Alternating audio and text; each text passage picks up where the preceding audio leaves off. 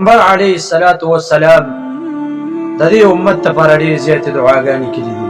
د دې امت لپاره ډېر زیاتې لویې سختې تېرې کړي دي. نو موږ له هم پکار دی چې د پیغمبر علیه الصلاة والسلام په هره طریقه باندې عمل وکړو. په هره طریقه باندې نشو کولی، نو په یوه طریقه باندې کم څه کم داسې عمل پکار دی چې دغه یوه طریقه ستا د نجات لپاره بیا ذریعه وګرځي. پیغمبر علیه الصلاة والسلام چې کله د دنیا نه پرده کوله، نو په دغه وخت کې الله ته سوال کوي، یا الله امتي مې وبخي، یا الله امتي ته مې ګناهونه معاف کړي. دومره سختې تېرې کړي دي. حضرت علي رضی الله تعالی عنه فرمایي، دا علي رضی الله تعالی عنه بیبي و حضرت فاطمه رضی الله عنها، د دې دوه بچي وو، یو حسن او یو حسین رضی الله عنهما. د روژه و دې ټول روژه نیولې وه.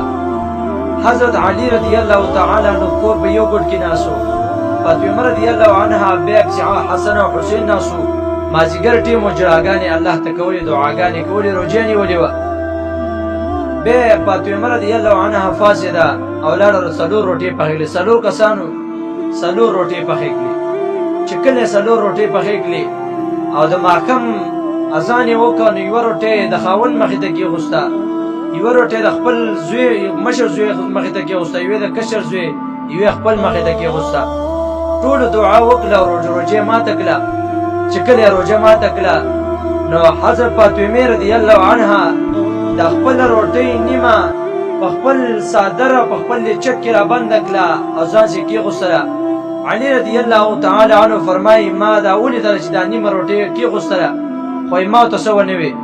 چې کله ټوله روټۍ وخوړه، څوک منځونو ته پاڅېده، ما دې تپوس وکړه چې ای فاطمې دا روټۍ دې نیمه ولې کېغوسته؟ وایي راته وفرمایل چې اباجان حضرت محمد رسول الله صلی الله علیه وسلم دا به روژه ماته کړې او که نه دا نیمه روټۍ هغه له وړله.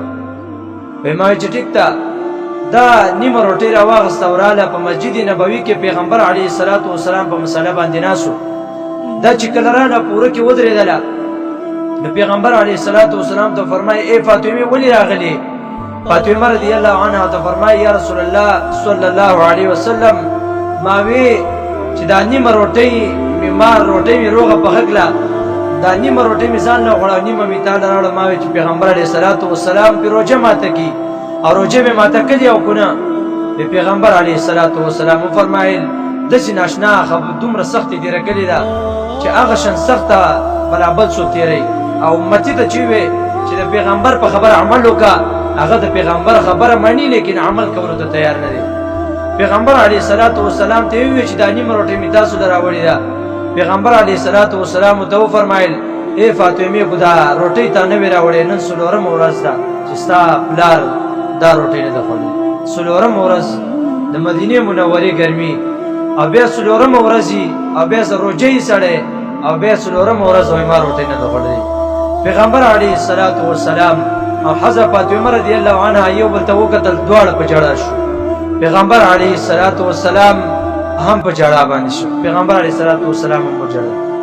بیا حضرت فاطمه رضی الله عنها په خپل لاس مبارک باندې پیغمبر علیه الصلاة والسلام ته روټۍ ونیوله. فاطمه رضی الله عنها ژړل. پیغمبر علیه الصلاة والسلام ته وفرمایل، ای فاطمه ولې ژاړې؟ پیغمبر علیه الصلاة والسلام ته وفرمایل، ای فاطمه ته ولې ژاړې؟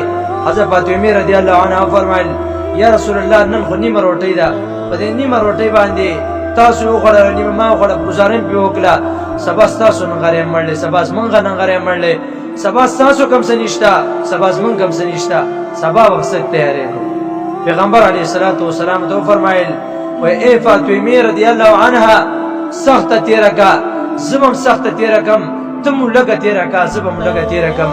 زما ستا د سختې په وجه باندې به الله زما امت ته ګناه